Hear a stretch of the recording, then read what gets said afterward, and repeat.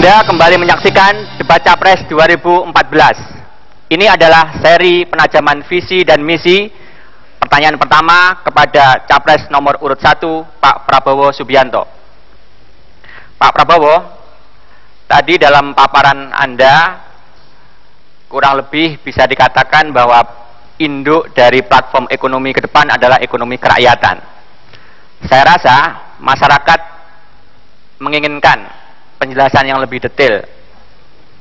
Pertama, mengapa harus ekonomi kerakyatan dan bagaimana kebijakan yang akan dibuat untuk mewujudkan ekonomi kerakyatan tersebut.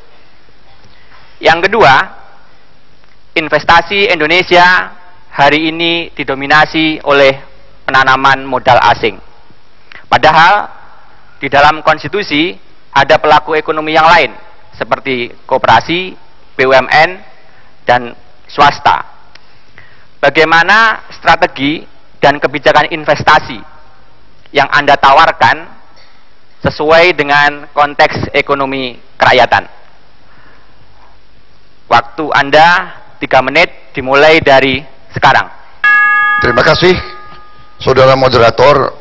Ekonomi kerakyatan tidak lain adalah ekonomi jalan tengah.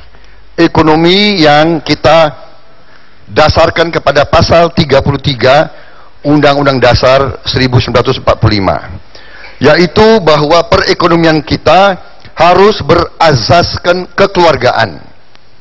Kemudian bahwa sumber-sumber ekonomi yang menguasai hajat hidup orang banyak harus dikuasai oleh pemerintah. Jadi konsepnya, intinya adalah bahwa ekonomi harus ditujukan kepada penguatan dan pemberdayaan kekuatan rakyat, tidak hanya pertumbuhan. Kita juga harus menjamin kondisi keselamatan dan perlindungan terhadap golongan rakyat yang tertinggal, yang kurang bisa mengikuti persaingan abad ke-21. Ini bedanya dengan kita sistem ekonomi Barat atau neoliberal, bahwa pemerintah kadang-kadang hanya sebagai wasit. Di kita tidak, pemerintah harus turun tangan, harus jadi pelopor, harus membela rakyatnya, tidak membiarkan kemiskinan, tidak membiarkan orang yang lemah harus bersaing dengan yang kuat. Kemudian iklim investasi atau kebijakan investasi, kami terbuka, kami mendukung investasi asing, tetapi tentunya tidak boleh mematikan ekonomi rakyat. Harus kita perkuat koperasi, harus kita perkuat usaha kecil dan menengah, dan untuk itu kita harus mengalirkan dana yang lebih, yang masif, yang tidak tanggung-tanggung untuk memperkuat ekonomi rakyat. Ini adalah strategi kita, dan ini sudah dirintis oleh pemerintah SBY dengan banyak program, dengan KUR, dengan PNPM, dengan juga dana bergulir. Sebagai contoh, dana bergulir yang sampai sekarang 5 triliun bisa menghidupkan 12 juta orang.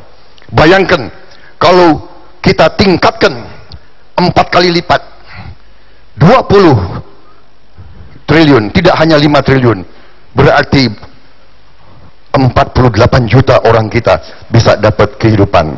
Jadi kita tidak anti investasi asing, silakan masuk ke Indonesia, bawa uang. Jangan masuk ke Indonesia pakai uang Indonesia. Itu bukan investasi asing namanya itu. Ya kan? Itu akan memakai pasar Indonesia. Silakan masuk, bawa uang, silakan Anda jadi kaya dari Indonesia. Kita tidak keberatan. Tapi intinya ekonomi untuk rakyat. Terima kasih.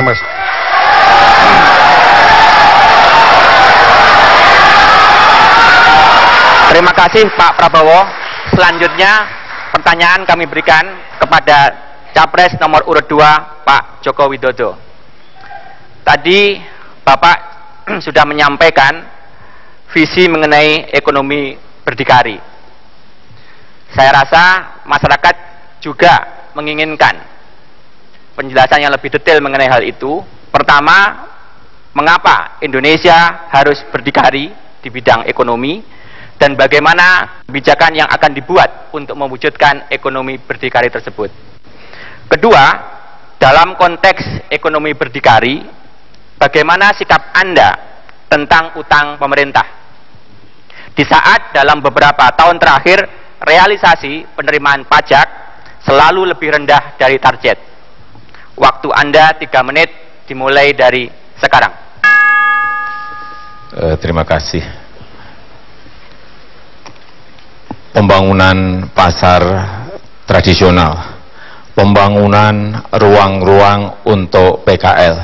Saya kira saya sudah menjalani itu dan membuktikan itu. Pengalaman saya membangun pasar waktu menjadi wali kota, pengalaman saya membangun pasar waktu menjadi gubernur, saya kira menjadi sebuah pengalaman yang sudah dibuktikan bahwa yang kecil-kecil ini harus diurus. PKL, pedagang pasar. Karena apa? Pasar tradisional adalah tempat produk-produk petani itu dijual, tempat produk-produk hasil tangkapan nelayan itu dijual, tempat pengrajin tempe, pengrajin tahu itu menjual dagangannya ada di pasar tradisional. Kalau yang kecil-kecil ini diurus dengan baik, tetapi dengan manajemen lapangan yang benar, bukan hanya akan dan bukan hanya rencana dan bukan hanya sebuah wacana di awang-awang, tetapi harus dibuktikan karena mereka ini membutuhkan bukti bahwa kita ini memang melakukan untuk mereka. Jadi kalau ruang-ruang itu diberikan kepada pedagang pasar, mereka diberi tempat yang baik. Pasar harus bersih, pasar tidak boleh becek, pasar harus ada tempat parkir, pasar harus diberikan zoning basah, zoning kering, zoning buah, zoning sayur. Saya kira produk-produk petani akan terus-menerus mendapatkan penghargaan dan mereka akan mempunyai nilai tambah yang baik karena bisa menjual langsung kepada konsumen lewat pedagang di pasar. PKL juga sama. PKL ini ekonomi mikro kita, ekonomi kecil kita, tetapi di semua kota hampir tidak ada planning yang memberikan ruang kepada PKL untuk berjualan. Oleh sebab itu di mana-mana mereka selalu terusir. Dalam rencana ke depan, semua kota harus memberikan ruang yang sebesar-besarnya bagi PKL, artinya space untuk PKL harus diberikan. Kemudian mengenai ekonomi yang berkaitan dengan hutang, ini bisa kita selesaikan secara bertahap asal ada efisiensi di APBN, asal kebocoran dan penyimpangan di APBN ini bisa dikurangi terus. Dengan cara apa? Membangun sistem seperti yang sudah sering saya sampaikan, pakai e-budgeting, pakai e-audit, pakai e-purchasing, itu bisa menyelesaikan persoalan-persoalan sehingga anggaran yang ada di APBN efektif, efisien, ada sisa itulah yang kita pakai untuk menyelesaikan hutang-hutang yang ada. Saya kira itu yang bisa saya sampaikan. Terima kasih Pak Joko Widodo. Itu tadi pertanyaan penajaman visi dan misi, dan kita akan lanjutkan pada sesi berikutnya. Pemirsa, kami akan kembali saat lagi dalam debat Capres 2014.